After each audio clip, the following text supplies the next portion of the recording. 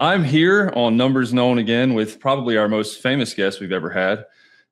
It's going to take me a minute. I've been doing vocal exercises for this introduction, so here it is. Our guest today has more titles than Serena Williams and Katie Ledecky combined. She is the CRO of Luminetics, board advisor for Rework Training, channel leader for Revenue United, owner of GTM Done Right, co-host of Your Future Biz podcast, one of the 100 most powerful women in sales and top 20 in go-to-market. She's a mom. She's the queen of cleaning up poopy pipelines. It's Lindsay Rios. Wow. I didn't even know I had that many titles. It's pretty. We should just end the podcast right now. Right? I mean, I don't think I can do better than that. I feel good. I'm going to quit most of those titles right now. Actually, I've done it. How are you doing, Lindsay? It's Dance Party Friday. I've been watching your videos and content and thought leadership for quite a while. It's pretty cool to talk to you. What's been going on in your world? What's been going on in my world? Baseball, honestly. Baseball season, it just takes over my life. It really does. It is forever, right? I mean, imagine major leagues. Like, you have two sons? I have three. Okay, even better odds to make the majors, but like that's 162 games, almost between spring training, playoffs, October. It's virtually the entire year. It's basically the entire year. So it's like between the length of the season, the length of games, when you go to games, the length of the practice. Like I don't really know why I agreed to it, to be quite honest. I have a list of 3 numbers that are very interesting and intended to spawn conversation as to who you are, why you are the way you are, what you do, what you believe in, kind of what you stand for. Very lofty goal. Hopefully we can get that. You also brought 3 numbers. My first number for you is 0. And I'm relying on some source data both from LinkedIn, Claude, and a podcast you did to hope this is right. 0. Any idea what that is? Nope. Can't wait to hear about it. So I'm wading off into the deep end. If this question is good, then this podcast will go well. 0 is the number of med school applications sent. So I don't know if that's true or not, but I know that you were pre-med all the way through undergrad. You sold minis and BMWs. You were in car sales. I was in car sales for a while, and then got into sales and then decided to just do that. I think you were going to become like a pediatric neurologist. Yep. Background in psychology. I was a behavioral therapist at an inpatient facility for a while. When I saw this question, I was like, this could be the best interview episode that I've done. So 0 med school applications sent. First question from that is, from that background, what are like the biggest 1 to 2 lessons or takeaways, behavioral or psychological, that you still apply every day in your new set of roles, right? So CRO, sales leadership. When you're in pre-med of any sort, you have to be a really good student. And what I mean by that is you can't just be like naturally smart and then just kind of get away with it to do a great job. You have to also just be like, oh, I have to be disciplined and I have to learn how to properly study, not like the thing the night before. And when I was like in high school, I didn't really study. And so when you go to a school, like I went to UC Irvine, and everyone there is a nerd and wants to be a doctor, more or less, or an engineer. It's like 2 of their best things. And I mean, you got to up your game. I just really learned about how the really boring and monotonous things that you don't really want to do, though, are the things that will most often set you up for really, like a lot of success. So whenever I'd end up taking like a midterm or a final and someone go, oh, how do you think you did? I would know. I'm like, I got an A on that. And they'd be like, well, how do you know? I'm like, because I know. I knew all the answers. I knew how to take that test. If I left a midterm or a final thinking, I'm not really sure how I didn't prepare, and I probably didn't do well. That's the thing that I saw, even just like getting into sales. It's like, there's a lot of reputation I think salespeople get for just, oh, you're a smooth talker, or you have a great personality. And it's like, that's not actually what makes the best sellers. The best sellers are the ones willing to do the really boring, monotonous, disciplined things. And if you happen to also have a great personality and be a smooth talker and a fantastic active listener, then obviously you're really going to be great. But that's something that like just rings true in sales. It's not the tricks. I love everything about that answer. The study habits, number 1. going to play that clip for my 12-year-old who figured out this year that study habits are important to have. There's so much that I have told my people I've managed. It's the exact same things I tell my kids. But nobody makes you feel anyway. So, I mean, you can't make me feel anyway. I make me feel. Like, that's my job, my responsibility, to be responsible for my own emotions and my own reactions. However, that person could be like a major catalyst as to why I'm feeling that way, right? I try to teach my kids constantly to not say that statement, and I try not to say it to them. And I totally still do, but I'll be like, instead of me being like, you guys are making me very upset right now, it's like, you're not responsible for my feelings. However, the actions that are happening right now, it's making it really difficult for me to be the type of mommy that you like being around, right? Right. Well, I've had conversations with the people I've managed before, because you get pretty emotional. I mean, in any job, but especially in sales, you really tie your self-worth to like the number on the board, which is something that we really should be doing, but it's what happens. And when you get upset about how things are going, it's going to affect how well you do. So I try to explain to my sellers, my managers, whomever I was mentoring and leading, there's very few things that we actually have control of in life at the end of the day. So be happy that you get to control your reactions and your behaviors. In sales, you get very frustrated as a seller when you cannot control the outcome, because you're hired and you're responsible for closing revenue, right? You are an outcome-based, performance-based role. And when you feel blocked from being able to do that for whatever reason, whether it's yourself or external factors, you're going to tend to be emotional about it. And the way that you're going to end up reacting is going to dictate kind of what can happen next. So instead of trying to like not take accountability, which is essentially what starts happening, trying to blame it on other things, right? Get actually excited about the fact that you get to control the way that you're going to react or behave next, because there's very little that you really do get to control. We just did a survey. 90% of teams have a process. Only 36% of people follow it. That shows improvisation, and it shows that people aren't being accountable to what's expected of them to do. Well, there's so many things to unpack there, right? I mean, there's just so many variables as to why that might be happening. Anytime I see people though, they're like, oh, some roles just have to be in person, for the energy or and I am like, it's bullshit. So no, I don't believe that. However, I think, one, like, is your process any good? Yep. Or is it a stupid process, right? Because no one's going to follow processes that are stupid. They're not useful if they're over-processed, under-processed, like so much to just dig into that topic alone. But I would even say before the process exists, what's the relationship between the people that are having to create the process and then the people having to follow the process? And a lot of people don't like hearing that stuff, but like, that's going to kind of be what it comes down to. I mean, do your sellers care about you? Do they want to listen to you? Do they respect you? Are you helpful to them? Do you make their jobs more successful? Because if that's not the kind of relationship that's already happening, I don't care what process you ask them to do. They're not going to follow it. Your first number. You're 3. Up. 3. I learned earlier that's the amount of kids you have. Is that, there we go. Look at that. Yeah. 1 for 1. Yeah, you almost I got 3 boys. You're somebody that is very much in this executive space, a CRO at Luminetics.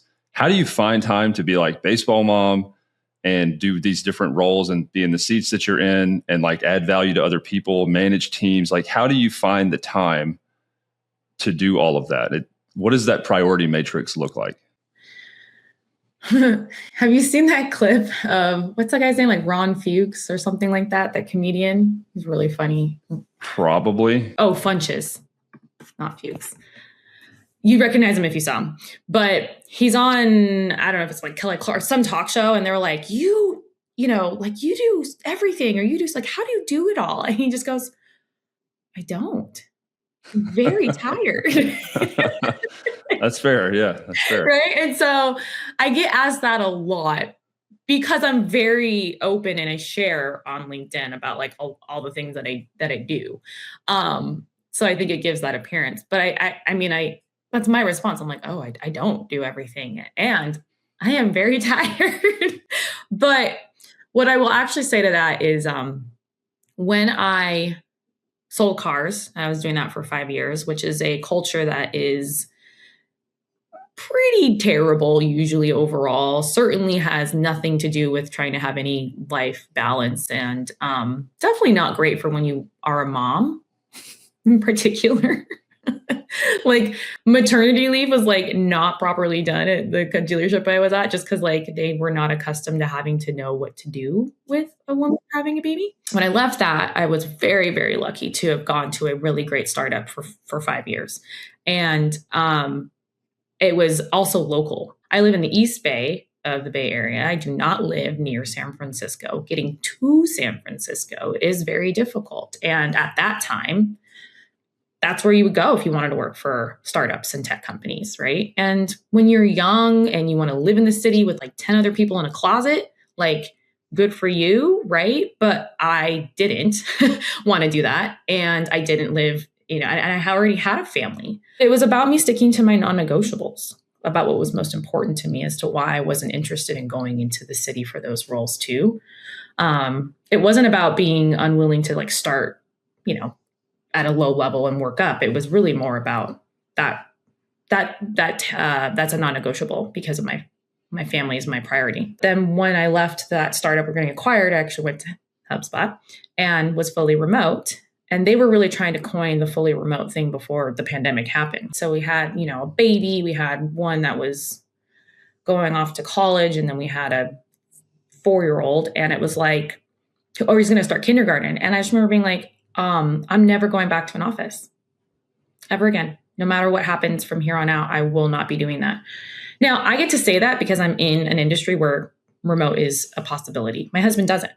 So, there's that. But I have never gone back to even considering a job that would require me to be in an office and or commute. And I tell people all the time, they're like, you could work for Salesforce, you could do this and you can make all this money. And I'm like, I don't care.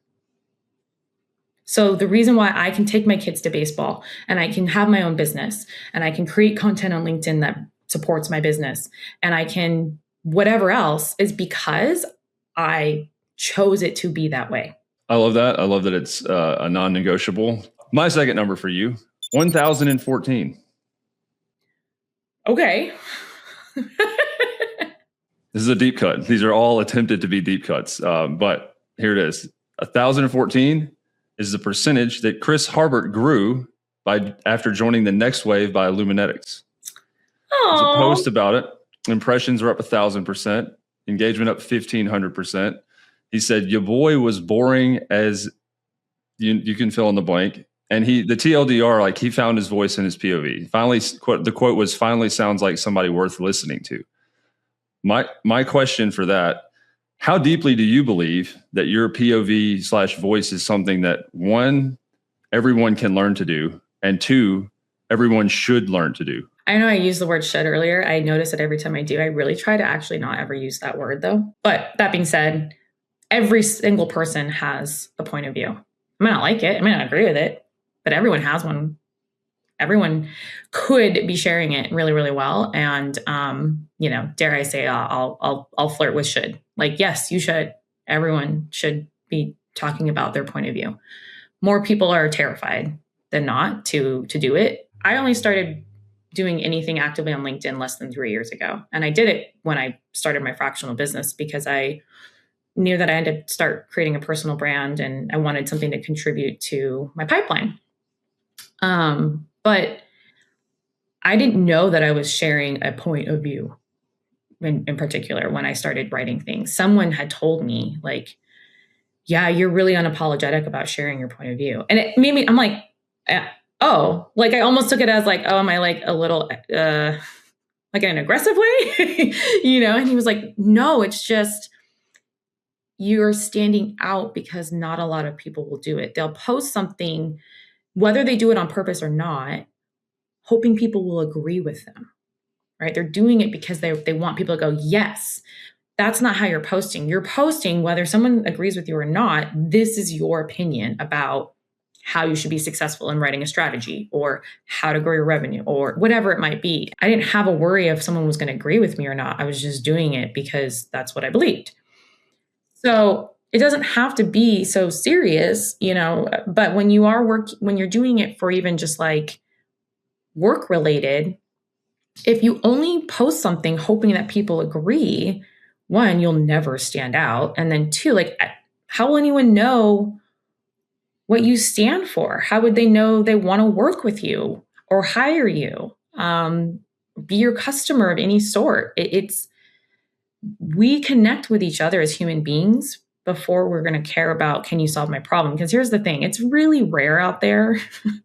I know we all don't like hearing this, but like, it's rare that we're the only company or the only person who can solve someone's problem. There's a lot of people who do the same thing or companies that do the same thing. So where are we going to go when we need it solved? We're going to go with the person we like doing it with. Just before the call, going through some event content footage and interviews that we did. And one of those was about it, or like, what's more important, the badges, the accreditations, the website, like the experience, or the method in which you deliver. And I've been part of like threads, emails, close one revenue that was like, everything else was roughly the same. The way that you guys ran your sales process and showed up and had an opinion and were consultative and not like, that made the difference. So it's actually not what you were offering or a cost. It was how you showed up that was the, differentiating factor. Yeah. Man, I can see why you're on all these lists now of 100 most powerful women. And so like you're on the Mount Rushmore already, and we're only in question 2.5. Your second number for you, 3 was the first. Number of kids helps you with non-negotiables. What is the second number? I'll see if I can guess this one also. 7. Is it your lucky bingo number? No, I've never been good at bingo. I have no idea. What is 7? When Mandy and I decided we wanted to start doing something together, she kind of mentioned something around 7, like being a number that she's always liked. And no, I don't know if it's in our thread. I'm trying to remember like how it brought up, but something had happened recently too, where I was like, yeah, like something about 7 for me happened that was really good too. And it was because we were trying to decide how we wanted to price the next week. By the way, people, like half the time when you're trying to create pricing for your stuff, it's literally like, we'll try this. It really can be. I mean, you have to do a certain level of research, but we're like, okay, this is where we know this should be priced overall, but what's the actual number we want to use? And so then there was something about 7. So what you'll find, a little Easter egg, is Mandy and I always have 7 at the end of the pricing of the things that we have. It's $97 if you do the monthly. It's $9.97 when you're doing yearly, for our like first tier, like, self-serve kind of like one. And when we're doing our larger clients with the bigger things, it'll always end up in a 7. How many people have asked about that as like a pricing factor? Does that also serve as like an icebreaker or to build rapport or trust? Or is that just, like you said, an Easter egg of sorts? It's I don't think anyone, so far. I'm asking about it now. Yeah. I'm the first one. Now, you're first person because I pointed it out, but like no one's actually been like, so what's the deal with all your 7s? Love it. That, if anything, to me is like an element of personality, and it's a way to differentiate, right? So POV could be that. I don't think copy or branding applies to as many people anymore that especially use AI to enhance or augment or whatever, but something that it's like the blue dot theory or purple dot theory, right? If you have a whole wall that's white and you have one dot on it, people are going to immediately notice that as the thing that stands out, right? So in a sea of competitors or pricing pages where it's all very, very copy pasted, having just that on there can be a differentiator. I like it. I will keep your secret safe until this comes out. It's okay. It's not a secret. I have one more. I know I'm hoping you're good on time for one more because we have yapped. This one is the craziest one. I'm going to try to shorten this. 54 is my third number. You're never going to guess, so I'll just tell you. Okay. It's a long-winded, this is going to be a journey. As of April 2026, Major League Baseball's automated balls and strikes system has a roughly 54% success rate in overturning calls, over 1,000 plus. I think it's 1,300 challenges used. Catchers have been the most successful people, like 64%, hitters under 50%. All right, where the hell am I going? I know that you were a baseball mom. The best people in the world at evaluating criteria for whether something is a ball and strike are successful about 50% of the time. So when we talk about accountability, measurement, even the capacity to measure something, right, whether it be in a CRM or in a process, is like one of the most important things you can do. And even the best people in the world need like legitimately robotic assistance to do that. The question becomes like, I mean, it's what I wrote down earlier. Is your process stupid? Are you actually helping your people? Is it a process or people issue when it comes to accountability, when it comes to following what the expectations are? Yeah, well, I just don't think it's one or the other, usually ever. I have two very like core offerings that I do for my fractional business. One is called ICP-AF, which actually technically stands for Aligned Framework, but does it. And then the other one is the Forecast Fix, which is when I fix poopy pipelines. And the thing is if you look at it, there's kind of three main phases for each of these offerings. It's a combination of very people-y things and processy data things. When a company has a poopy pipeline problem, that is not as simple as, it's just some RevOps that needs to be done. No, because there's a big cultural shift that we're going to have from literally your brand new SDR that started today to you as the CEO and founder. Like, you need to understand that there is a culture that is created in organizations about pipelines and how we treat them, why we do or don't care about them. And then us as leaders about how we teach and enforce the pipelines to be done. And then there's the whole and then there's a way that you create the actual CRM systems and how many properties do you require to be filled out and not, and all that, because when you require too many, they will always figure out a way to bypass it. It's not helpful. You don't require enough. You don't get good data. I need both really as accurate as possible data and opinions and culture and insight from sellers and leaders to be able to make a great forecast happen. It cannot be one or the other. Another metaphor, because I like metaphors to understand things, is if your son is trying to go from 65 to 75 or 75 to 85, pitching, right, miles per hour. Mm-hmm. It doesn't matter what the number is initially, as long as you know what it is so that you can improve it. If I'm doing a half marathon, I don't start out by running a half marathon. I probably need to know what my mile time is and what my metrics are so that I can inform a program that is based on iterating improvements rather than just not knowing what the metric is that I'm aiming to improve. Your thoughts? Yeah, actually that was, I did a live last week around social selling. And mainly around DMs and how to do it well. And one of the things I did talk about was the goals, the KPIs around it, and why it was important. Because if you want to use DMs as a method of contributing to your pipeline, then you should probably create some very simple goals around how many are you doing? How well are they going? Which are the most effective? How much time is this taking you, right? Because otherwise you won't know if it's actually worth doing, right? So giving yourself a baseline, like you said, just to know what am I doing and then how is it going is, I think, just undervalued a lot in general. I mean, sometimes I think if you've come from very early stage, like I have, and I still coach founders that are in founder-led, so before inception of even company, it's so tough because you don't have metrics to go off of. And so you have to create almost not fake ones, but baseline things. You can't have conversion rate if you don't have something, you know what I mean? That type of initial metric or KPI parameter. Did you send 30? Yeah. We can't evaluate if they're good or they're working until you've done that. Right. Is that kind of what you're getting at? So the podcast that Mandy and I have, Your Future Biz, the way it's designed is it actually starts at inception of company all the way through the whole customer journey of what you do and what you build.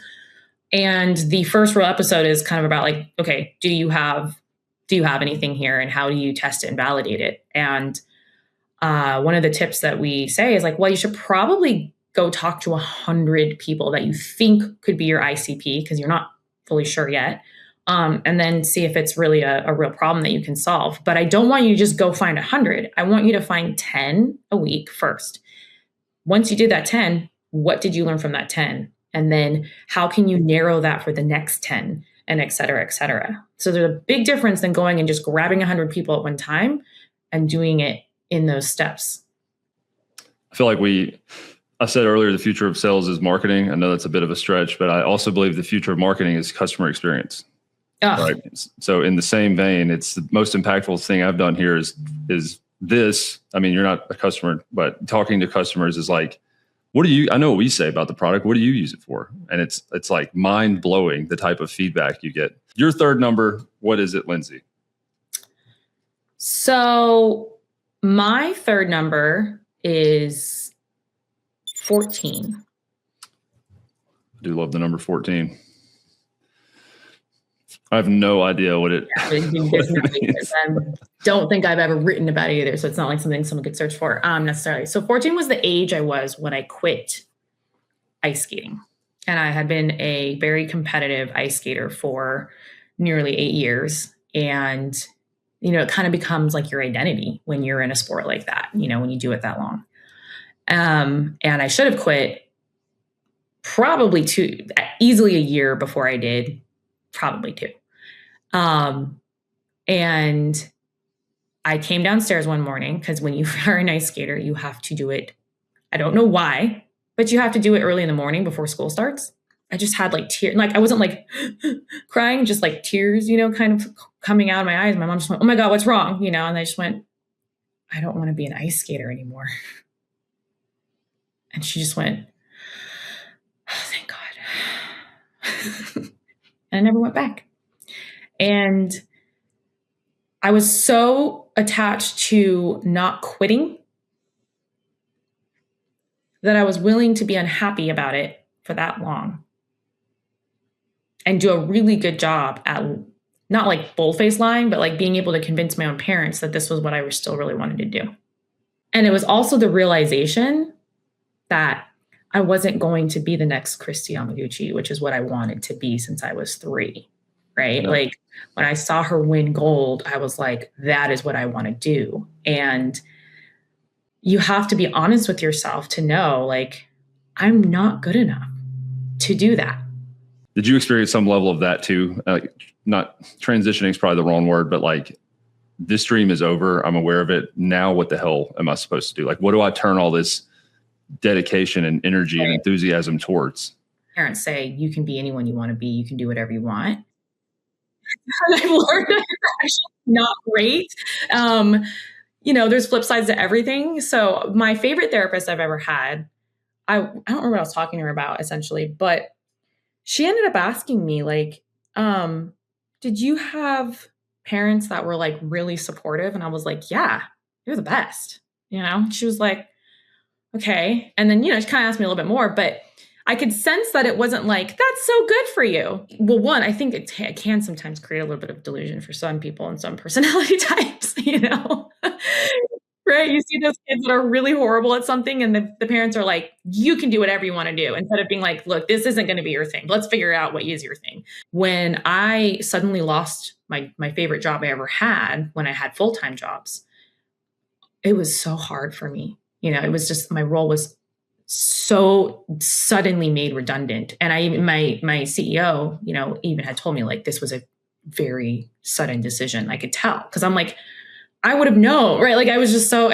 like the rug was pulled under me more than anything that ever happened. And I had put so much, again, of like my identity as being like an executive revenue leader, and it was gone in an instant. And so I felt like I'm never going to find a job like this again, where the company is the way it was, which is not true, but like, it was just, and I did it again. It was kind of like this identity thing. So I, you look back and I'm like, while I would have never suggested that anyone have it happen the way it did for me, to now have my own business and do the things I've been doing for, almost 3 years now, I had to go through again, realizing so many times, like, my title has nothing to do with how valuable my work is. The amount of the OTE has nothing to do with how good I am at what I'm doing or whatever, or like a milestone in my life. Like, a lot of those things that you just get really attached to when you're working and you care about career progression a lot and things like that. So, there's so many things now that I look at with my kids where I'm like, you can technically be anything you want to be to an extent, but also asterisk. Yeah. Well, like, my 12-year-old wants to be a professional basketball player. Like, that's genuinely his like thing right now. And I'm like, all right. What else do you want to also do? Right. I appreciate it, Lindsay. Yeah, of course. If you saw this, please subscribe. God, my kid's going to make fun of me for saying that. Go check out our YouTube channel. Make sure to like and subscribe. Subscribe.